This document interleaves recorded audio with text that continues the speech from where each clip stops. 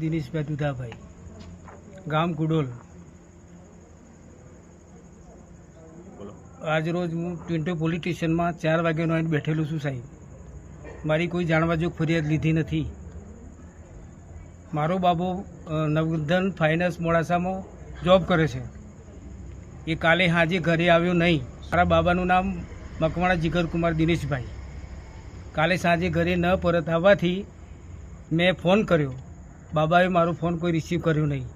મારા મોટા બાબો છે એને ફોન કર્યો, ફોન કોઈ રિસીવ થયું નહીં.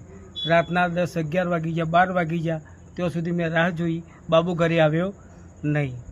પછી સવારે મેં 7:30 વાગે સાહેબ ફોન કર્યો તો કોઈ અજાણ્યા વ્યક્તિએ મારો નંબર જોઈને એનાથી ફોન કર્યો મને કે ભાઈ તમારો બાબો અહીંયા બોરકંપા છે ત્યાં પડેલો છે, મરણ હાલતમાં પડેલો છે, એમ જીવવાની કોઈ હાલત નથી એમ. બરાબર, તમે જે હોય ત્યાંથી તમે તાત્કાલિક પહોંચી જાઓ. મેં 108 બોલાવી છે, ભાઈને તાત્કાલિક એડમિટ કરો, ભાઈ બચે એવું નથી. તો મારો મોટો બાબુને અમે બંને બાઇક લઈને અમે બોરકંપા પહોંચી ગયા સાહેબ. એ ભાઈ રોડ ઉપર ઊભા જ હતા. અમે પહોંચ્યા 108 આવી. અમે બાબાને મોડાસા સંજીવની હોસ્પિટલમાં એડમિટ કર્યો. એડમિટ કરવા પછી સાહેબ એને કાંઈ દેખાતું નથી, ખાલી આંખે જરાક વાગેલું લાગ્યું અમને. બરાબર, પણ જ્યારે એને કપડાં ઉતાર્યા પછી સાહેબ એને બહુ ભયંકર માર મારવામાં આવેલો છે. એને ખભો તોડી નાખ્યો સાહેબ.